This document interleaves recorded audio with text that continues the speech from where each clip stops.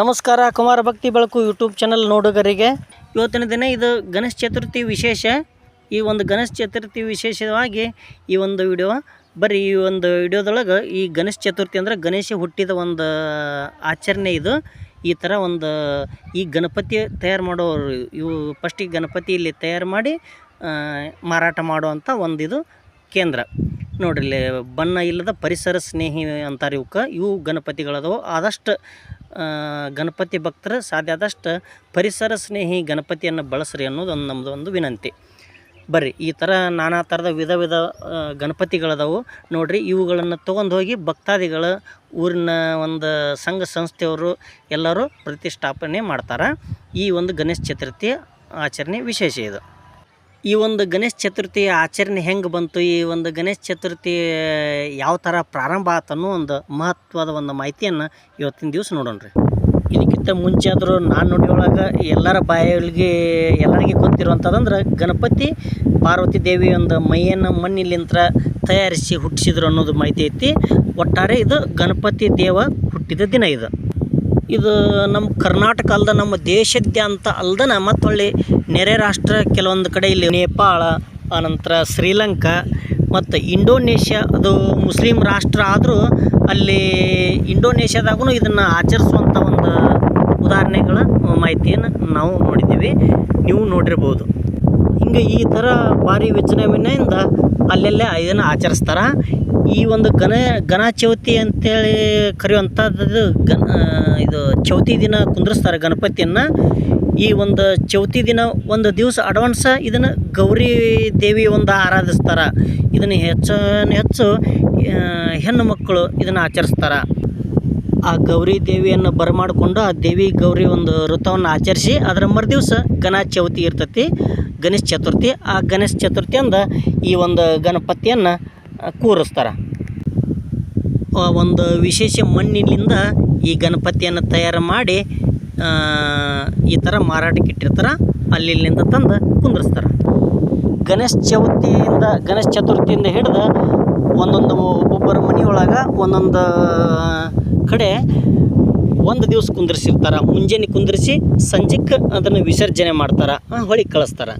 ಇನ್ನೂ ಕೆಲವೊಂದು ಕಡೆ ಸಂಘ ಸಂಸ್ಥೆ ಒಳಗೆ ಒಂದೊಂದು ಎಲ್ಲಾದರೂ ಬಜಾರ್ನೊಳಗೆ ನೋಡಿರ್ಬೋದು 10 ದಿವಸ, 11 ದಿವಸ, 7 ದಿವಸ, 9 ದಿವಸ, 5 ದಿವಸ ಕುಂದಿರಿಸುವಂಥವು ನೀವು ನೋಡಿರ್ಬೋದು.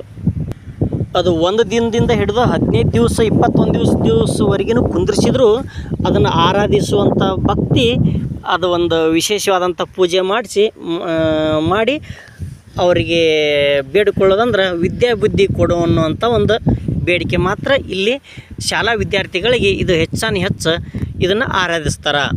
ಹಂಗಂತೇಳಿ ಬರೀ ವಿದ್ಯಾಬುದ್ಧಿಗೆ ಅಷ್ಟೇ ಅಲ್ದ ನಮಗೆ ಅದೃಷ್ಟವನ್ನು ತರುವಂಥ ಇದು ಅದೃಷ್ಟ ದೇವರನ್ನು ಅಂತಾರೆ.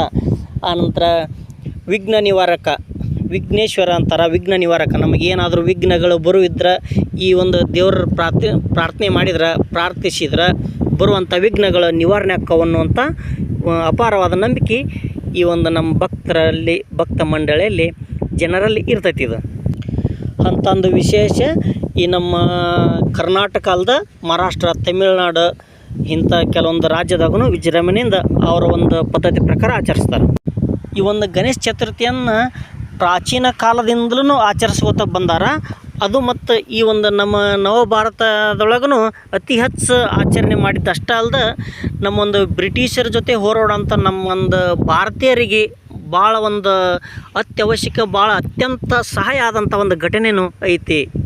ಅಂಥ ಒಂದು ವಿಶೇಷ ಘಟನೆಯೊಳಗೆ ಇದನ್ನು ಹೆಚ್ಚಿಗೆ ಒಂದು ಮಹತ್ವ ಪಡೆದಕ್ಕಾಗಿ ಈಗ ದೇಶಾದ್ಯಂತ ಅಲ್ಲದೆ ಇಡೀ ಜಗತ್ತಿನಾದ್ಯಂತ ಇದನ್ನು ಆಚರಿಸುವಂಥ ಒಂದು ಸಂಭ್ರಮ ಅಲ್ಲಿಂದ ಹೆಚ್ಚು ಪಡ್ಕೋತಿದ್ದು.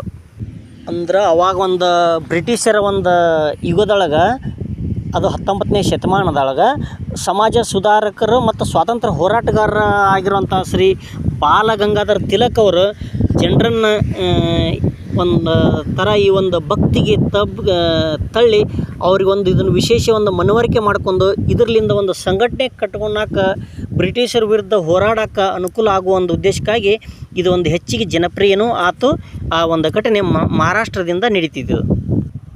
ಅಲ್ಲಿವರೆಗೆ ಇದು ಸಾರ್ವಜನಿಕ ಇಷ್ಟು ವಿಜೃಂಭಣೆಯಿಂದ ಆಚರಿಸ್ತಿದ್ದಿಲ್ಲ. ಒಂಥರ ಅಲ್ಲಲ್ಲೇ ಕೆಲವೊಂದು ಜನರು ರಾಜಮನೆತನದವ್ರು ಆಚರಿಸುವಂಥ ಒಂದು ವಿಶೇಷ ಸಿಂಪಲ್ ಆಗಿತ್ತಿದು. ಅಲ್ಲಿವರೆಗೆ ಈ ಒಂದು ಇಷ್ಟೊಂದು ಮಹತ್ವ ಪಡೆದಿದ್ದಿಲ್ಲ. ಆ ಒಂದು ಬಾಲಗಂಗಾಧರ ತಿಲಕ್ ಅವರು ಮಾಡಿದಂಥ ಇದೊಂದು ಇಟ್ಟಂಥ ಹೆಜ್ಜೆ ಅವತ್ತಿನಿಂದ ಅವರ ಒಂದು ಶ್ರಮದಿಂದ, ಅವರ ಒಂದು ಪ್ರಯತ್ನದಿಂದ ಈಗ ಇಂಥ ಒಂದು ವಿಶೇಷ ಪಡ್ಕೋತಿದ್ರು. ಒಂದು ಗಣಪತಿ ದೇವ ಪಾರ್ವತಿ ಒಂದು ಬೆವರಿನಿಂದ ಅವ್ರ ಮೈಯನ್ನು ಮಣ್ಣು ತೆಗೆದು ಮಾಡಿದಂಥ ಒಂದು ಕಥೆಯನ್ನು ನೀವು ಕೇಳಿರಿ. ಮತ್ತು ಆ ಗಣಪತಿ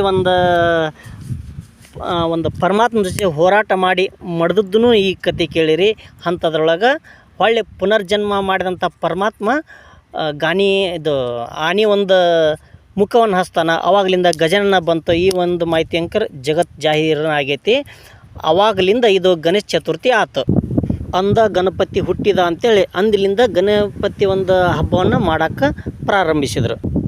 ಮತ್ತು ಓದು ವಿದ್ಯಾರ್ಥಿಗಳಿಗೆ ಇದು ಏಕಾಗ್ರತೆ ಕೊಡುವಂಥ ಒಂದು ವಿದ್ಯಾಬುದ್ಧಿ ಕೊಡುವಂಥ ಒಂದು ವಿಶೇಷ ದೇವರ ಆತು.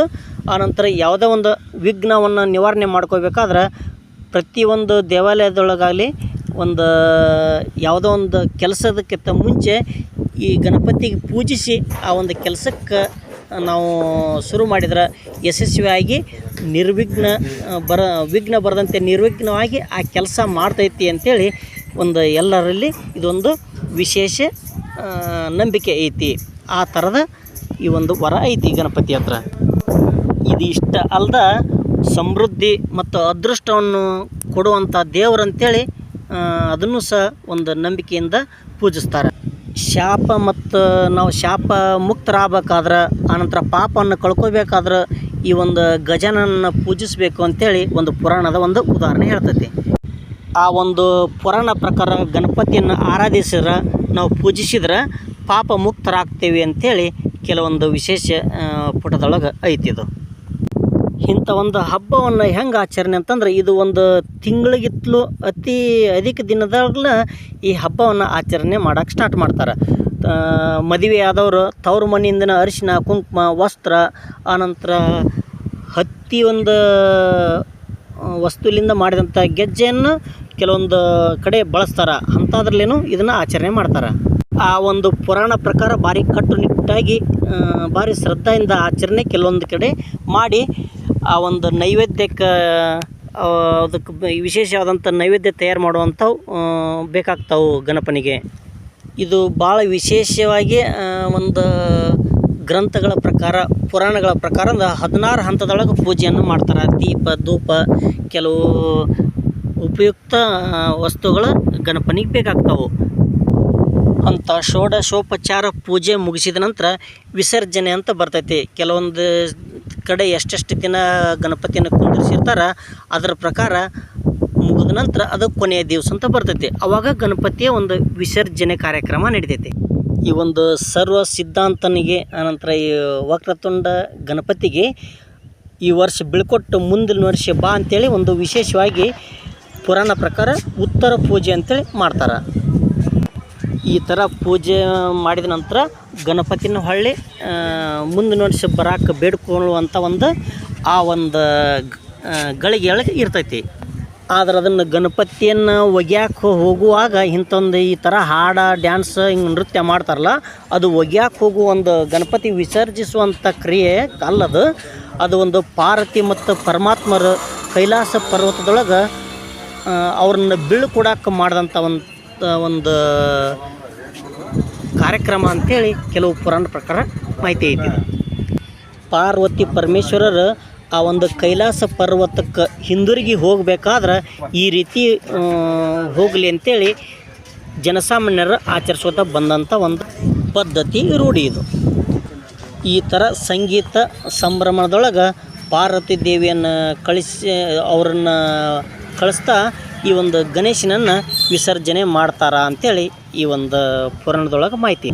ಈ ಥರ ಪುರಾಣ ಪ್ರಕಾರ ಈ ಗಣಪತಿ ಹಬ್ಬ ಗಣೇಶ ಚತುರ್ಥಿ ಗಣೇಶ ಚೌತಿಯನ್ನು ಆಚರಿಸಿ ಗಣೇಶನ ಒಂದು ಆಶೀರ್ವಾದಕ್ಕೆ ಎಲ್ಲ ಭಕ್ತರ ಗಣೇಶನ ಆರಾಧಿಸ್ರಿ, ಗಣೇಶನ ಒಂದು ಆಶೀರ್ವಾದ ಪಡ್ಕೋರಿ ಅಂಥೇಳಿ ಈ ಒಂದು ಗಣೇಶ ಚತುರ್ಥಿಯ ಒಂದು ಶುಭಾಶಯನ್ನು ಹೇಳ್ಕೊತ ಈ ಒಂದು ಗಣಪತಿ ಒಂದು ಹಬ್ಬದ ಸಂಬಂಧಪಟ್ಟಂಥ ಕೆಲವೊಂದಿಷ್ಟು ಮಾಹಿತಿಯನ್ನು ಕೊಟ್ಟದ್ದು ನಿಮಗೆ ಇಷ್ಟ ಆಗಿತ್ತು ಅಂತ ಅಂದ್ಕೊಂಡಿನಿ.